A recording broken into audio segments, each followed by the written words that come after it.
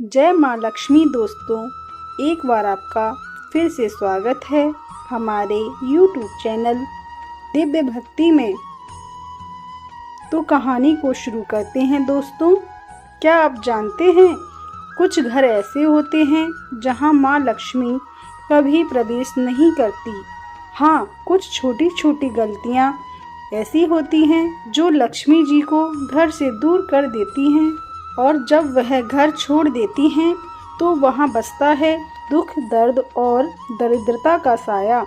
आज हम जानेंगे वो कौन सा काम है जो माँ लक्ष्मी को नाराज कर देते हैं, और कैसे एक स्त्री के कर्म तय करते हैं कि घर में सुख रहेगा या गरीबी। बहुत ही पुराने समय की बात है। एक छोटे से गांव में कुछ ही घर थे। चारों ओर खेत, कच्ची गलियां और मिट्टी की महक। गांव के बीचों बीच घर था सेठ रामदयाल का। रामदयाल कोई बहुत बड़ा जमींदार नहीं था, लेकिन मेहनती और ईमानदार आदमी था।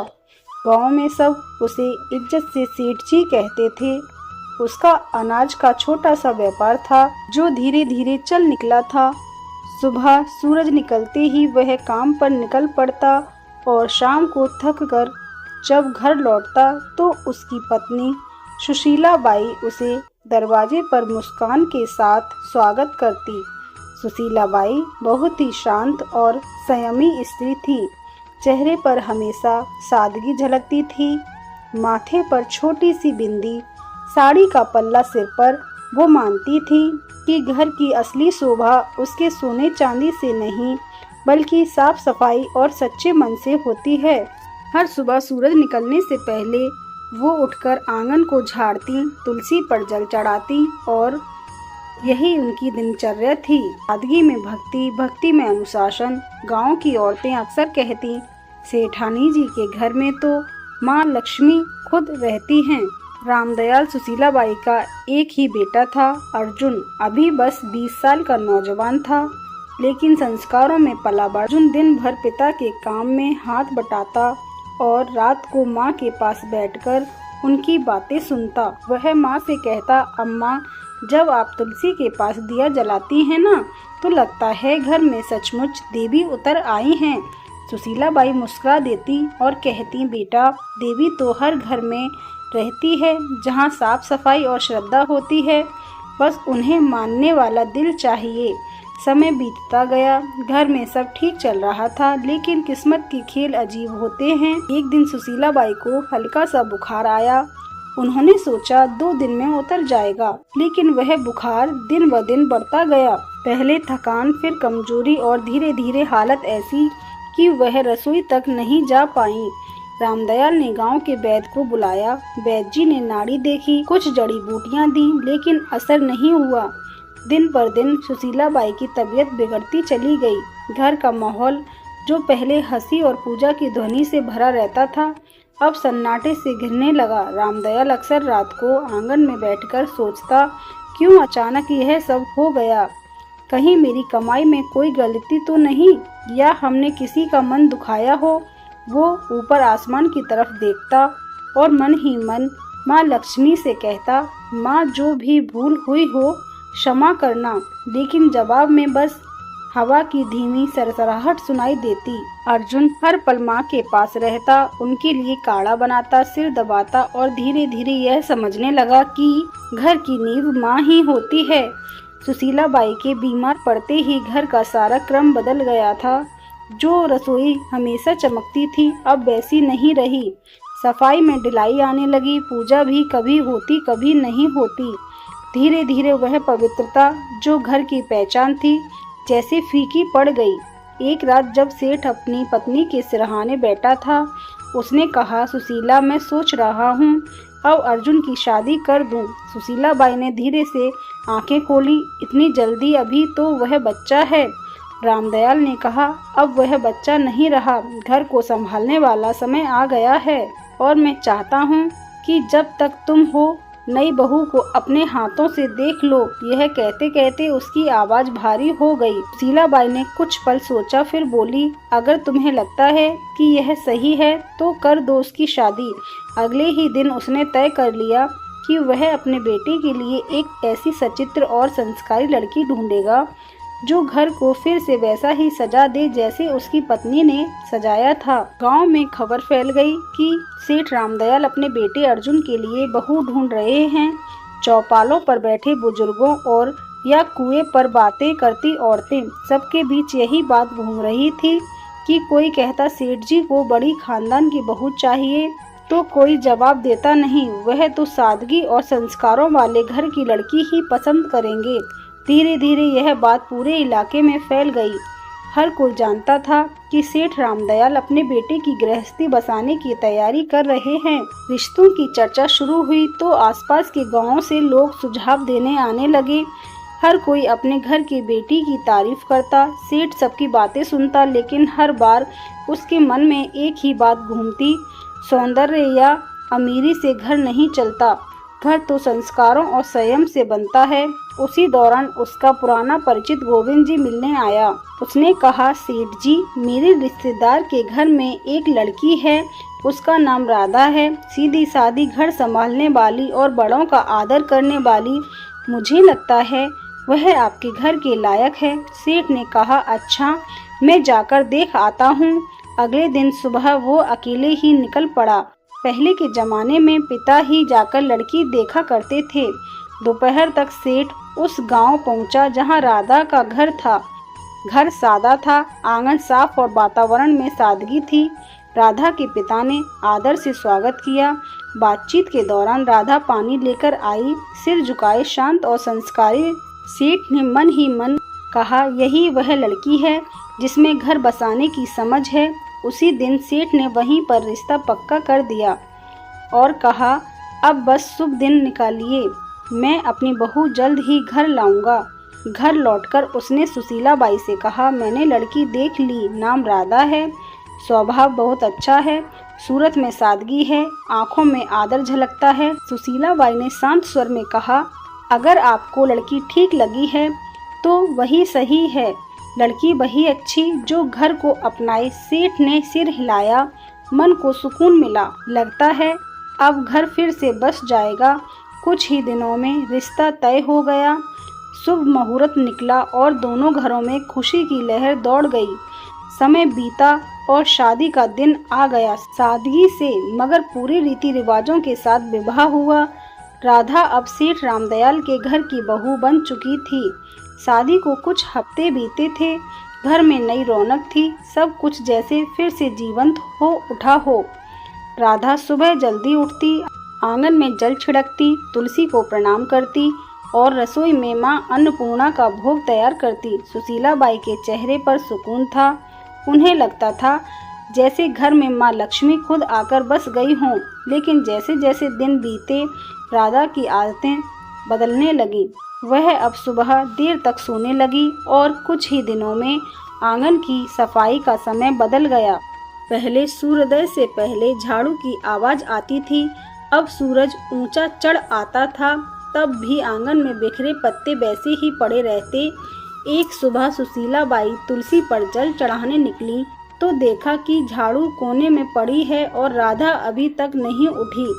वे कमरे में गईं और धीरे से बोली, बेटी, अब तो सूरज आंगन तक आ गया, उठ जा, घर की रौनक सुबह की सफाई से शुरू होती है।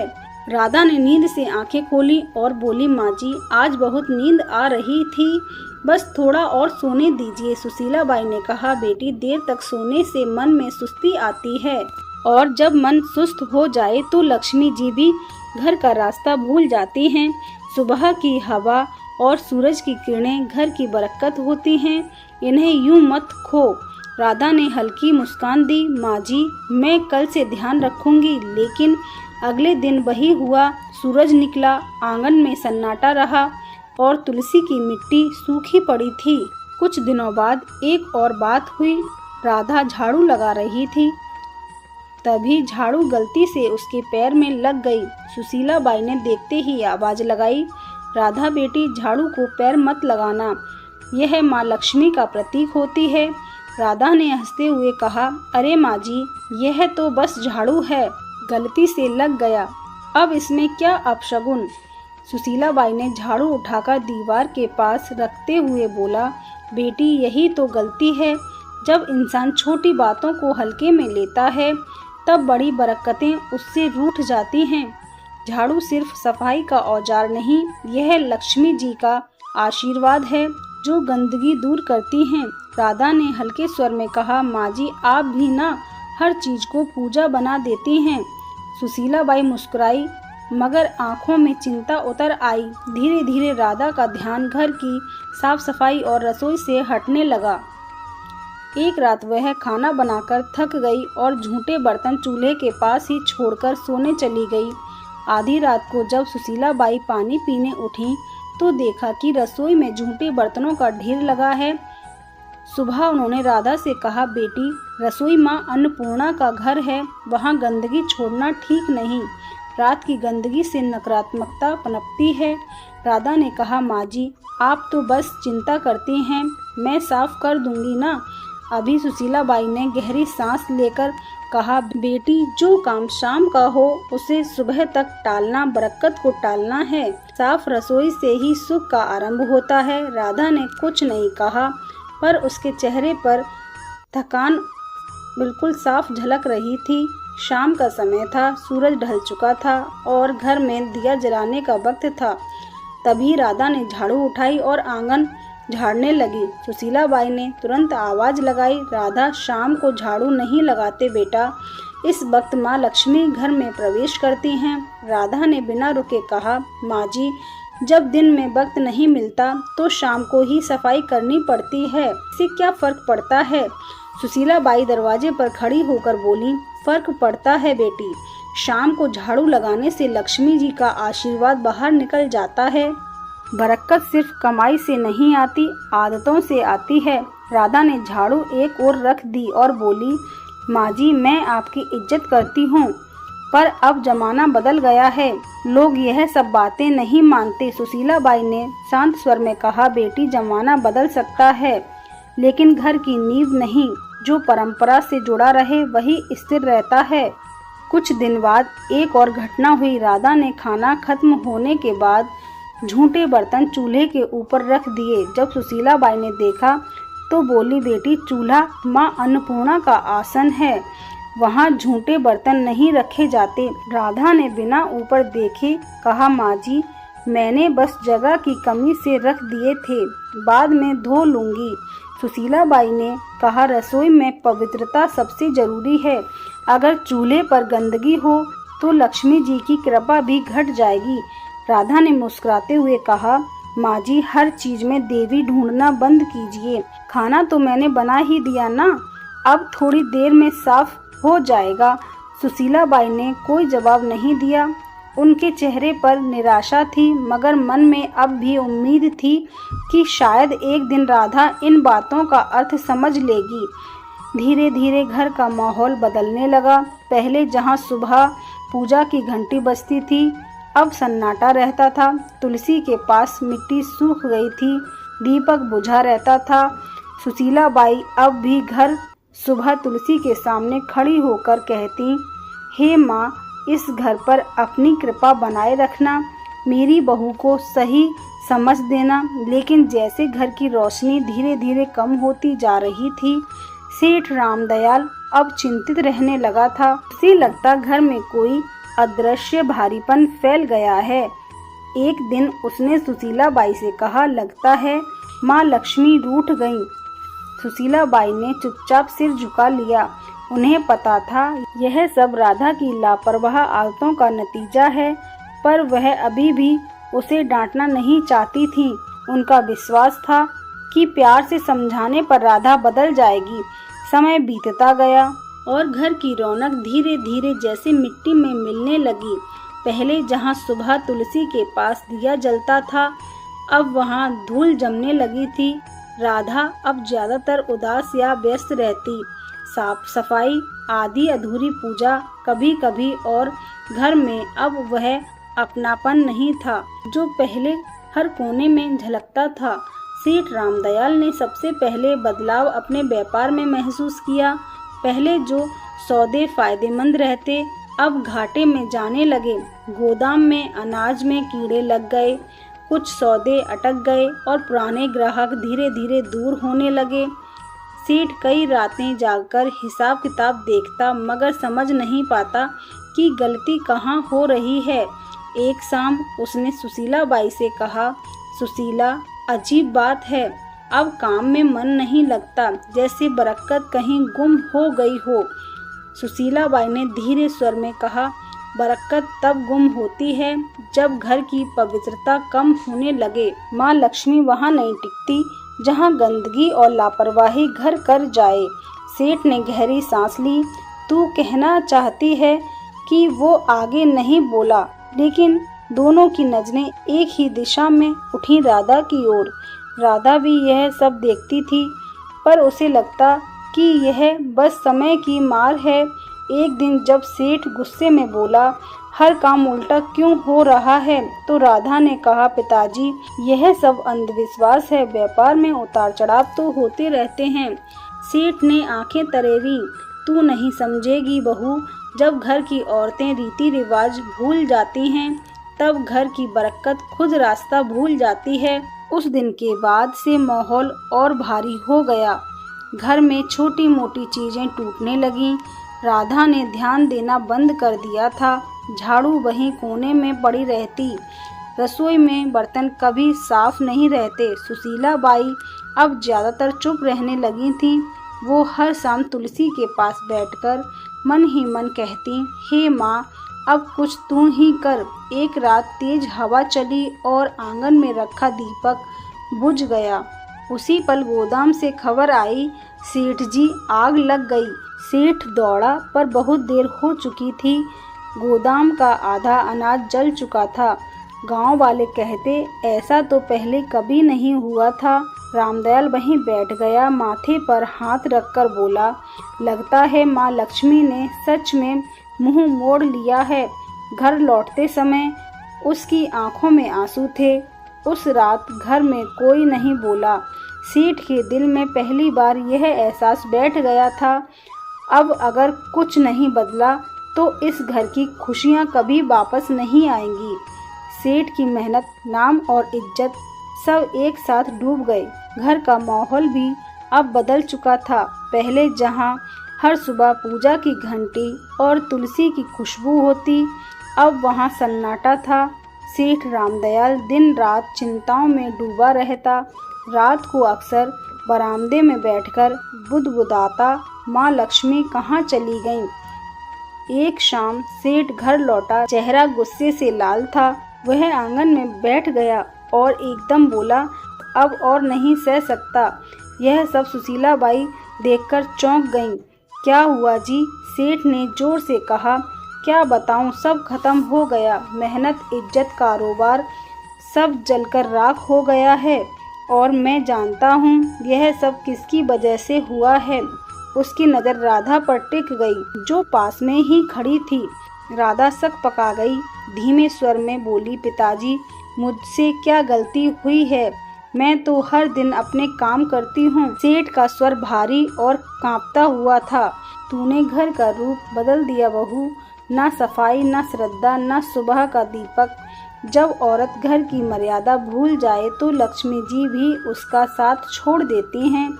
जिस दिन तू इस घर में आई उसी दिन से बरकत घटने लगी। राधा की आंखें भर आईं। वो रोते हुए बोली, मैंने किसी का बुरा नहीं चाहा पिताजी, मैंने बस अपने ढंग से जीने की कोशिश की। अगर पूजा में देर हो जाए या सफाई में कमी रह जाए तो क्या सारी विनाश की जड़ मैं ही हूँ? सेठ गुस्से से उठा और बोला, हाँ, क्योंकि घर की नींव औरत के कर्मों से टिकती है। अगर वो ही ढीली हो जाए तो पूरा घर ढह जाता है। तेरे आने के बाद से ना शांति बची ना बरकत। अब मैं तुझे कुछ और नहीं कह सकता, बस इतना ही कहूँगा कि इस घर से जा राधा, जा और अपने कर्मों का खुद विचार कर। राधा स्तंभ रह गई। उसने कांपती आवाज में कहा, माँ जी, आप तो कुछ कहिए। क्या सच में मेरी वजह से ही यह सब हुआ है? सुशीला बाई की आंखों में आंसू थे, लेकिन शब्द नहीं निकले। राधा के गालों पर आंसू लुढ़क पड़े।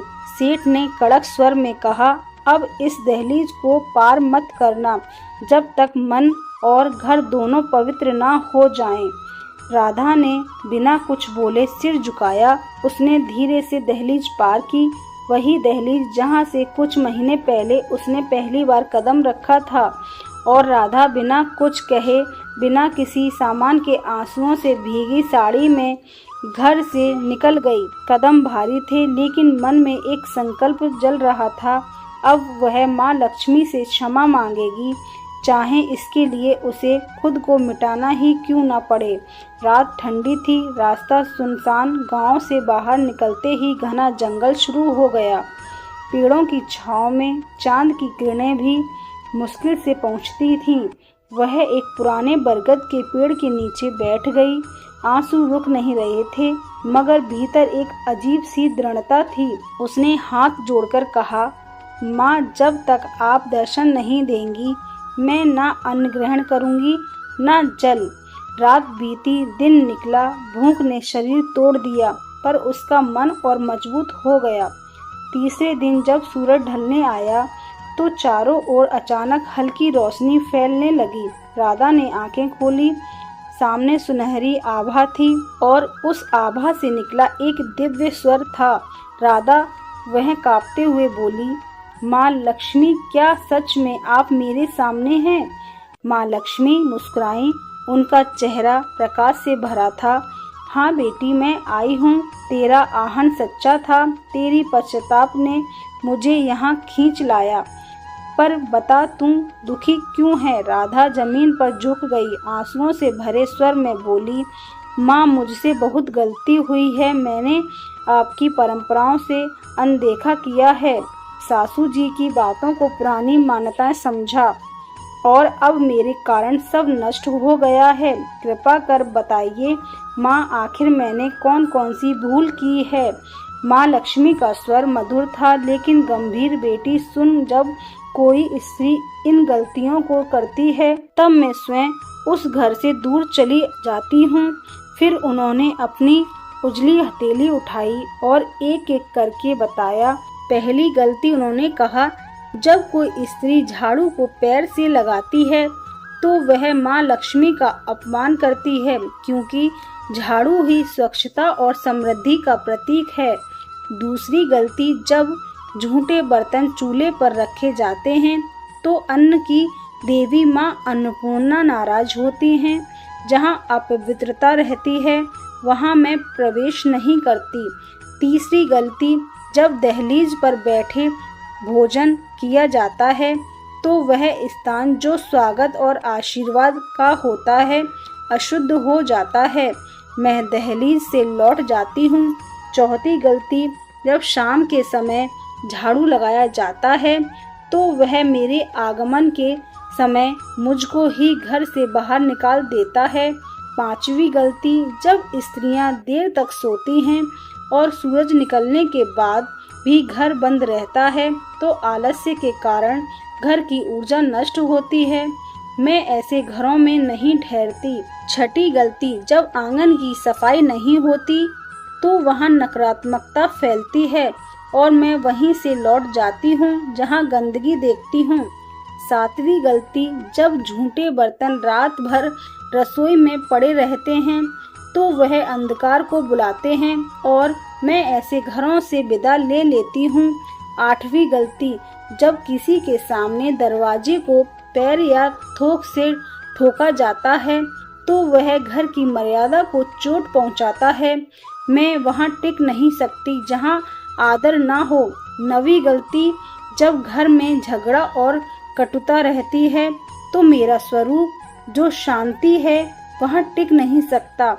10वीं गलती, और जब स्त्रियां अपनी पूजा, सफाई और संयम को हल्के में लेती हैं तो वह खुद अपने हाथों से सुख के द्वार बंद कर देती हैं। माँ लक्ष्मी की आवाज धीमी हुई, याद रखो बेटी, मैं हमेशा वहीं बसती हूँ जहाँ स्वच्छता, श्रद्धा और सच्चा मन होता है। यह रीति नहीं, जीवन का संतुलन है। राधा की आंखों से आंसू रुक नहीं रहे थे। उसने कांपते हुए कहा, माँ अब समझ गई। घर की रौनक सजावट से नहीं, आदर और पवित्रता से आती है। माँ लक्ष्मी मुस्कुराईं, तूने गलती मानी, अब तेरे घर फिर उजलेगा। जा बेटी, अपने ससुराल लौट जा, तेरे लौटते ही बरकत भी लौटेगी। इतना कहकर देवी का रूप धीरे धीरे प्रकाश में विलीन हो गया। राधा वहीं झुकी रही, हाथ जोड़कर बोली, माँ, मैं आपका वचन निभाऊंगी। अब इस जन्म में फिर कोई ऐसी गलती नहीं करूंगी।